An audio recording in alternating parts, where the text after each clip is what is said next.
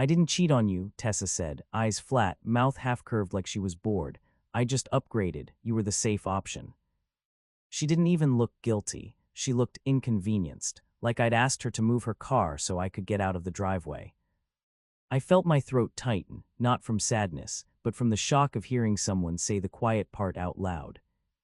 Then I heard it, a soft ding from the kitchen. The iPad on the counter lit up with another notification. Hey friends, please like this video and leave a comment with your impressions. This will be a great help. Thank you. We never tire of reminding you, it's all thanks to you. I'm Caleb, I'm 36. I live in Havre de Grace, Maryland, the kind of town where everyone has a favorite diner and the river smells like cold metal in winter. I'm a water treatment operator for the county. It's steady, it's not glamorous, but it's real. I like systems that work and people who mean what they say. Tessa is 32. She's a community partnerships coordinator at a local arts nonprofit. That job came with a circle of loud, well-dressed people who talked in slogans. Everything was vibes and energy and alignment. We lived in a 2-bedroom rental townhouse near the edge of town. Our lease had both our names on it. We split the utilities. We had a shared iPad in the kitchen for recipes, grocery lists, and music. We also had a shared inbox for household stuff because Tessa always said, if it's important, put it in writing. That line would come back later in a way she didn't expect. Our place had little habits that felt like a marriage preview. My boots lined up by the back door. Her shoes spilled out of a woven basket like a collapsed display at a boutique. A chipped blue mug I used every morning, the handle glued once and still holding. Her glass cups with gold rims that weren't dishwasher safe. Our fridge had 2 magnets, one for a farm stand, one for an emergency plumber. Under them, a calendar with my shift schedule and her fundraiser dates written in different inks. On good nights, we ate on the couch with the same old throw blanket, watching whatever documentary I fell asleep to. On bad nights, she'd sit on the edge of the couch scrolling, the glow turning her face into a stranger. She used to love that I was stable. When we met, she said she was tired of chaos men. Her words, men who forgot birthdays, lost jobs, needed space, and then begged her back. I wasn't that. I paid bills early. I fixed the loose cabinet hinge. I replaced smoke detector batteries on schedule. I planned things 2 weeks ahead. At first, it felt like relief to her, like she could exhale. Then slowly, it started to feel like a cage. That's how it went, not with one big blow-up, with tiny comments, little tests, small cruelty disguised as humor. We had a couple mutual friends we saw most weekends, Devin and Marissa. Devin worked construction, big laugh, loyal guy. Marissa taught 2nd grade and always brought a dessert like it was her love language. My coworker Janelle sat in the control room with me on night shifts sometimes. She was older, a straight shooter, the kind of person who could tell you a hard truth without making it about drama. Tessa had an older sister, Claudia, who acted like she was Tessa's manager. Claudia didn't ask questions, she issued statements. And then there was Mr. Hanley, our landlord. Retired Navy, lived 2 streets over, very polite, very by the book. He didn't do favors, he did paperwork. The red flags didn't start as she's cheating. They started as she's somewhere else, even when she's here. She started taking calls outside on the back step. It's just board stuff, she'd say, holding up a finger like I was interrupting an important meeting. She started coming home later from events. The donors kept me, she'd say, like she was the main character in a movie about herself. She started changing outfits twice before leaving, like the fundraiser was a runway, and I was lucky to witness the warm-up. One night I made spaghetti, nothing fancy, just how my dad used to do it. Meat sauce, garlic bread, salad from a bag. She took 2 bites, pushed the bowl away, and said, I can't eat heavy like this. It messes with my energy. I looked at her, it's spaghetti. She smiled like I was adorable, exactly. Then she ordered sushi on her phone, for herself, ate it at the table while my bowl cooled. It was small, but it was off. A week later, she started calling my job, your little plant. We were brushing teeth in the same bathroom. She was looking at herself, not at me. She said, you know what's funny? You're like a permanent fixture, like a mailbox. You're always there. I rinsed my mouth, wiped my chin. That's supposed to be funny. She shrugged. It's not a bad thing, it's just you don't change. I didn't have a good answer for that in the moment, because I didn't see stable as an insult. Then my phone lit up one afternoon at work. It was Marissa. Are you coming Friday? Devin says Tessa's bringing some guy from the board. He's apparently a big deal. I stared at the message longer than I should have. Some guy from the board, a big deal. I texted back, I'm working late. Why? Marissa sent a shrug emoji and then, just surprised she didn't mention it. I went back to checking chlorine levels, but the thought stuck like a splinter. That night I asked Tessa casually while we were loading the dishwasher. Hey, are we doing anything Friday? Marissa mentioned something. She didn't pause. I have a reception. With Devin and Marissa. She looked at me like I'd asked her what color the sky was. If they're there, they're there. Are you bringing someone? She laughed once, not warm, short. What, like a date? I'm your boyfriend, I said, so yeah, that's the question. She snapped the dishwasher rack a little too hard. It's networking, Caleb, you wouldn't get it. That's when I noticed something else. Her phone was face down on the counter. It hadn't used to be. She used to leave it anywhere. Now it was face down like a habit, like a reflex. The next few weeks, she became a person made of meetings. She'd wake up early and do makeup before work, even if it was just a planning day. She'd buy new outfits and hang the tags in the closet like trophies. She started saying weird phrases, like she was copying them from someone else. People like us don't settle, she told me one night, scrolling through a glossy website for a gala. People like us, I asked. She didn't look up. Ambitious people. I let it go. I told myself it was stress. It was the holidays. It was fundraising season. But then there was the iPad. The iPad was the dumbest part of this whole story, and also the most undeniable. We had it linked to the shared Apple ID because it was easier that way. Groceries, apps, music, all on one account. I'd seen her texts pop up there sometimes. Nothing private, nothing I cared about, mostly reminders and where are you messages. One Thursday night, I came home from a late shift. The townhouse was quiet except for the heater kicking on and off. Tessa wasn't home, not unusual. I set my lunchbox on the counter and went to open the iPad to add something to the grocery list. The screen lit up with a notification banner. Reservation confirmed, Harborview Inn, King Suite, Saturday 7:00 p.m. The sender line was an email address I recognized. It was our shared household inbox. That's when my stomach dropped. I didn't touch anything. I didn't start digging. I didn't hack anything. I literally just stared at what was already there, bright as day on our kitchen counter. A second banner slid down. Payment received. Thank you, Evan Rourke. Evan. I didn't know an Evans. I sat down on the stool, like my legs had decided they were done. Then I did one thing. I opened the shared inbox, the same one we used for utilities, rent receipts, appliance warranties. And there it was, right at the top, because it had just arrived. 2 emails. One was the booking confirmation for the Harborview Inn, with the date, time, room type, and a note, special request, champagne on arrival. The second was a digital receipt from a boutique downtown, one of those fancy men's stores that sells sport coats for the price of a monthly car payment. The receipt was attached as a PDF. It was addressed to Evan Rourke, but it was sent to our inbox, probably because whoever booked it clicked the wrong saved email address, or because Tessa had used our shared inbox at some point and it auto-filled.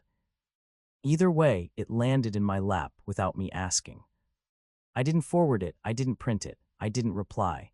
I took a screenshot of the booking confirmation, including the date, and the email header showing it was in our shared inbox. Then I locked my phone and sat there in the kitchen, listening to the fridge hum like it was trying to pretend everything was normal. When Tessa came home, it was close to midnight. She walked in with cold air on her coat and the smell of perfume that wasn't her usual, something sharper, expensive. She kicked off her boots, glanced at me, and said, "Why are you sitting in the dark like a serial killer?" I didn't smile. I turned on the kitchen light and pointed at the iPad. I saw an email, I said. Her face changed just a flicker, like a mask slipping. What email? She asked, too fast. The Harborview Inn reservation, King's Suite, Saturday. Her eyes narrowed, and then her mouth did something I hated. She smiled. Oh my God, she said, like I was exhausting. Are we doing this? We're doing whatever you're doing, I said.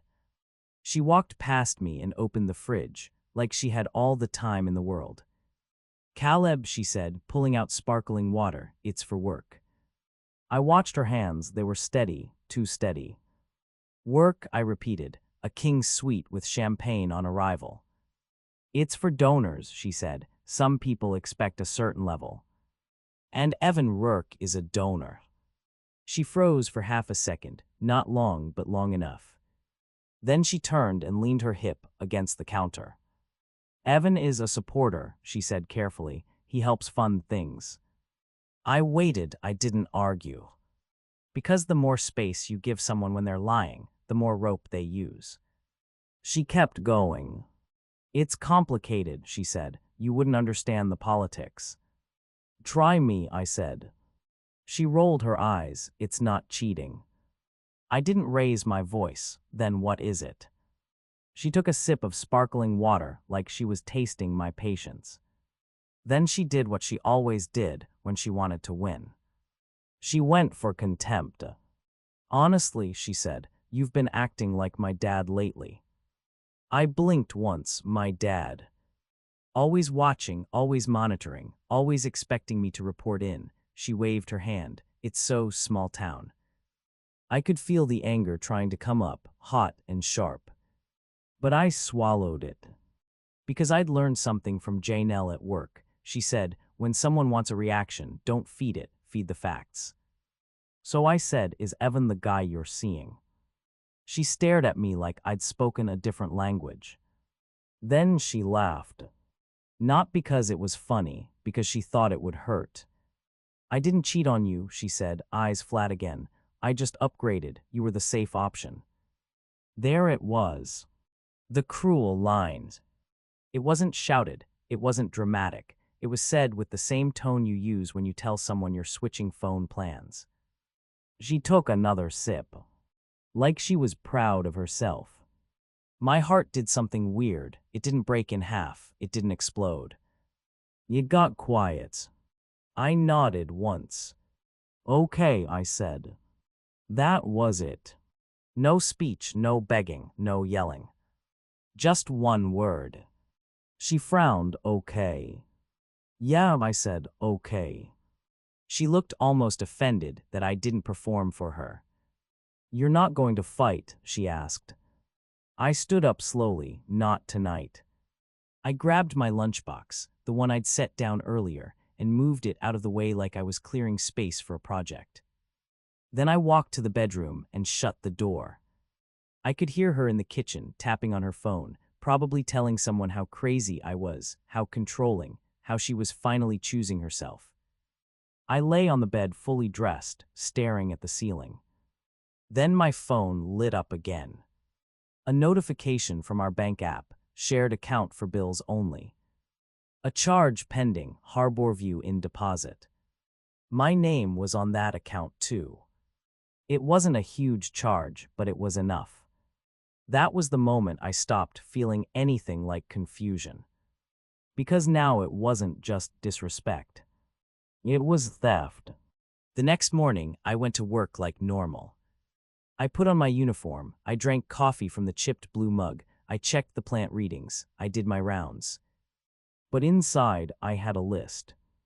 During my lunch break, I sat in my truck and made 3 calls. First call, the bank. I asked about separating the shared bills account and what steps I needed to take to prevent further charges. They told me I couldn't remove her unilaterally without closing it, but I could freeze the card tied to it and open a new account for my portion of bills. So I froze the card right there. Second call, Mr. Hanley, our landlord. Hey, Mr. Hanley, I said, I need to talk about the lease. Nothing urgent today, but I'll need options. He didn't ask for drama, he asked for dates. Both names on the lice, he said. Yes. Lice and May. Okay, he said. If one tenant wants out early, we do a written notice. We can also do a roommate addendum if one stays and the other leaves, but it's paperwork. Good, I said. I want paperwork. Third call, my older brother, Nate, who lived 30 minutes away. I might need help moving some things, I said. He didn't ask why, he just said when. That night when I got home, Tessa acted like nothing happened. She was in the living room on the couch, laptop open, feet tucked under her. She looked up and said, "We need to talk about your behavior last night." I set my keys in the bowl by the door, the same bowl we always used. My behavior, I repeated. You were weird, she said. You were sulking, you're punishing me. I took off my jacket slowly and hung it up. I'm not punishing you, I said. I'm making decisions. She scoffed, God, you're being dramatic. I walked into the kitchen and saw the iPad still on the counter. The grocery list was open. On it she'd added oat milk and champagne. I stared at the word champagne for a long second. Then I started doing something she didn't expect. I started packing. Not in a panic, not in a rage. I went to the closet and pulled out a duffel bag. The zipper sound was loud in the quiet room, zzz-zip, like a line being drawn. I packed essentials first, work uniforms, boots, toiletries, my passport, important documents from the drawer. Then I did one thing that felt almost funny. I took the chipped blue mug. I wrapped it in a dish towel and put it in the bag like it was fragile. Tessa stood in the doorway, watching me like I was a show she didn't buy tickets for. What are you doing? She asked. Leaving, I said. You can't just leave, she said, like she had authority. I can, I said. Watch. She crossed her arms. Over what? One stupid hotel email. You're making a huge deal. I looked at her, calm. You charged a hotel deposit to our Bill's account, I said. She blinked. It was an accident. Then it'll be easy to reverse, I said. She rolled her eyes. You're being petty. I zipped the duffel again. Zip. Then I picked up my keys. I didn't slam the door. I didn't say anything dramatic. I just left. I drove to Nate's place and slept on his couch. The next day, I went back while Tessa was at work. Nate came with me and so did Janelle, which surprised me. She de-texted me after I'd told her in vague terms what happened. She said, bring boxes, I'll help, no arguing, just move. Janelle had that energy, like a nurse in an emergency room. We moved like a small crew, quiet, efficient. I took my clothes, my tools, my books, my work stuff, the couch throw blanket my mom gave me. I didn't take anything that wasn't mine. I took photos of the rooms before I left, not to be petty, to document condition. Mr. Hanley would appreciate that. Then I did the most important part. I sat at the kitchen table, opened my phone, and did digital hygiene like I was closing out a job ticket. I changed passwords for my email, my bank, my phone account. I removed my cards from any shared apps. I logged out of streaming services on the kitchen iPad. I turned off shared location. We didn't use it much, but it was on. Then I opened the shared household inbox and created a filter. Anything about utilities, rent, or the lease would forward to my personal email. Anything else could stay. Because I wasn't going to get blindsided again by champagne on arrival. Before I left, I wrote a note. Not a letter, not a speech. Just 6 words on a sticky note. Upgraded, enjoy the warranty. I stuck it on the inside of the cabinet where the coffee mugs were. Then I took my last bag, closed the door, and locked it softly. The click of the lock sounded final. That's when my phone lit up. Tessa. I didn't answer. 2 minutes later, another call, then another. Then a text, where are you? Then this is insane. Then you're embarrassing me. I didn't respond. I had one rule now: don't argue in real time. If there was something that needed a response, it would be factual, written, clean. That evening, I emailed Mr. Hanley. Subject line: lease options. I laid it out simply. We were separating. I was moving out. I wanted a written agreement about my portion of the deposit and my end date. I asked what he needed from me. He replied in 2 hours. Navy people don't mess around. He said we could do a tenant release if Tessa qualified a loan, or a lease reassignment if she found a new roommate. Either way, written notice and signatures. I forwarded his email to Tessa. One sentence from me: I'm moving out. Here are the lease options. Please choose one by Monday. No insults, no emotion. Just the next step. Saturday came. The day of the hotel reservation. I woke up on Nate's couch to the smell of bacon and the sound of his dog's nails clicking on the floor. My phone had a new voicemail. I listened once. It was Tessa crying. But the crying sounded practiced. "Caleb, please," she said. "I didn't mean it like that. You're twisting things. We can talk." Then her tone hardened at the end. "And you need to come home because people are asking questions." That's when I knew I'd made the right call. Because her first concern wasn't us. It was the audience. That afternoon, I drove to the bank and closed the shared bills account entirely.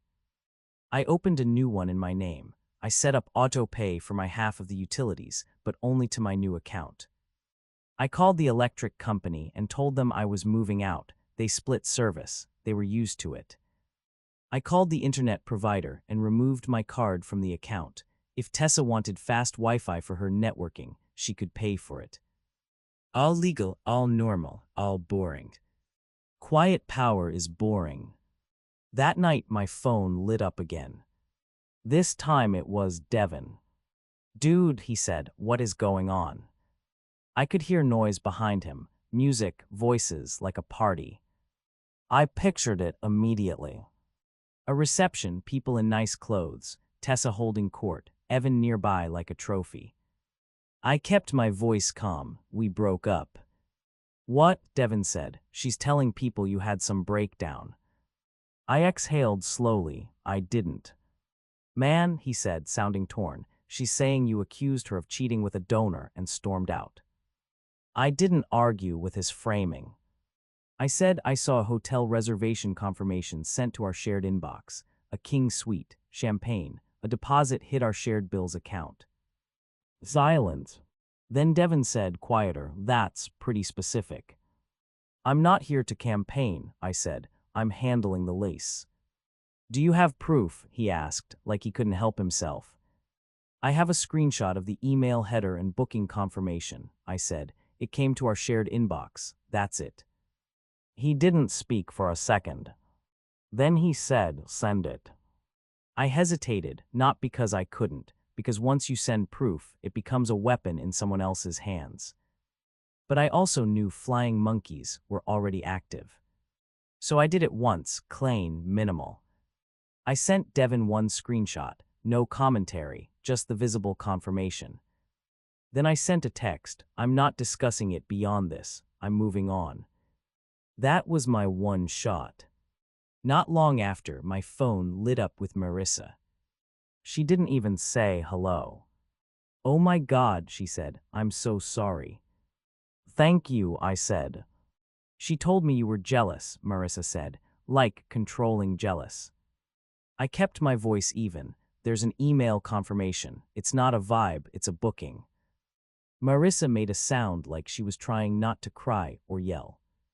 "She brought him tonight," she said. "She brought him." I stared out Nate's window at the dark street. "Okay," I said. "Okay," Marissa repeated, shocked. "I'm not going," I said. "I'm not fighting." Marissa sighed. I didn't know she could do this." "I did," I said quietly. "I just didn't want to." The next attempt came from Claudia, Tessa's sister. She called me Sunday morning. I answered because I wanted to close a loop. Her voice was sharp. Caleb, you need to stop. Stop what? I asked. Spreading rumors, she snapped. I almost laughed, almost. I haven't spoken to anyone except Devin and Marissa, I said, and I sent one screenshot to correct a lie. Claudia hissed like a kettle. Tessa is under a lot of pressure. So was I said. She changed tactics. You're throwing away a good woman over insecurity. I paused. Then I said, Claudia, I'm not discussing Tessa with you. If you want to talk about the lease, email me.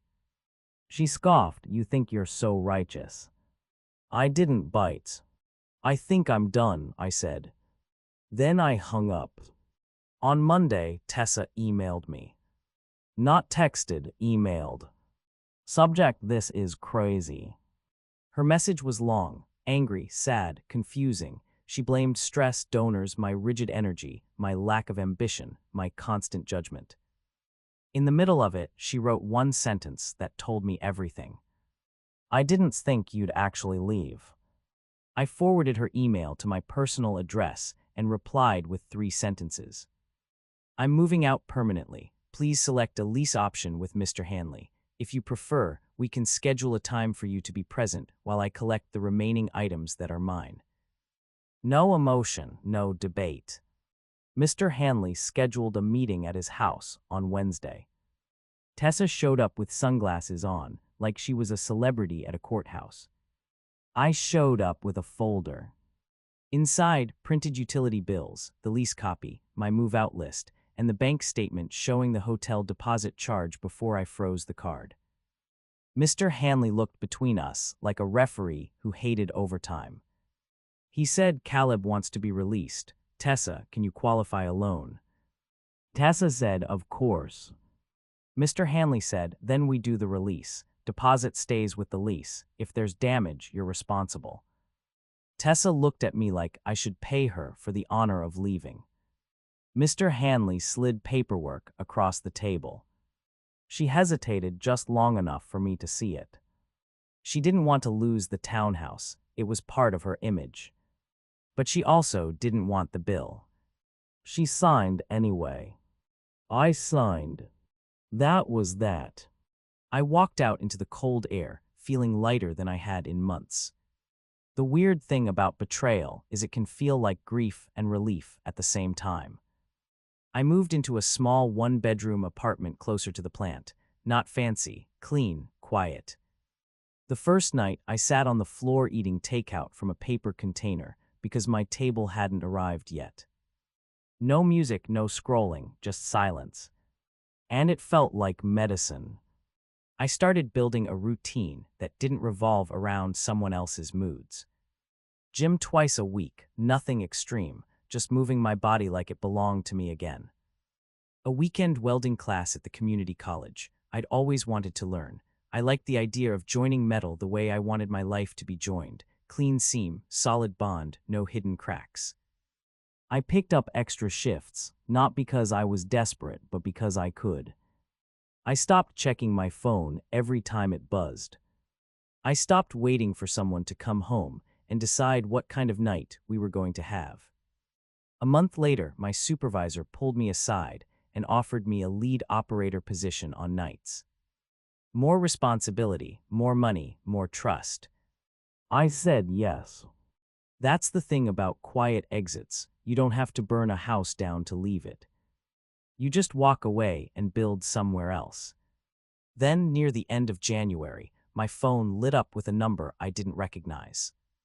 I let it go to voicemail. The voicemail came in, and my stomach did that familiar drop again. It was Tessa. Her voice was different, softer, tired. Caleb, she said, and for the first time, she sounded like she was talking to a person, not an obstacle. I'm sorry. I've been in therapy. I know that doesn't fix anything. I didn't realize what I was doing. I listened without moving. She continued. He's not what I thought. He was just attention, and now everything's kind of falling apart. The board is it's messy. I'm messy. Then she said the line that almost made me feel sorry for her. I miss how safe it felt with you. Safe again. Like I was a shelter, not a partner. She left a callback number and then, as if she couldn't help herself, added, "Can we just meet and talk? Just talk, please." I didn't call back right away. I waited until after my shift, after the gym, after I'd made dinner. I sat at my small table, the one I'd assembled myself. The chair legs didn't wobble because I tightened them properly. Then I called her. She answered immediately, like she'd been staring at her phone. "Caleb," she said, hope rushing into the word. I kept my voice calm. "Hi." She started talking fast. "I'm really sorry," she said. "I was lost. I was chasing things. I didn't mean what I said. I didn't mean you were." "You did," I said gently. Silence. Then she cried. Not loud, just small sounds.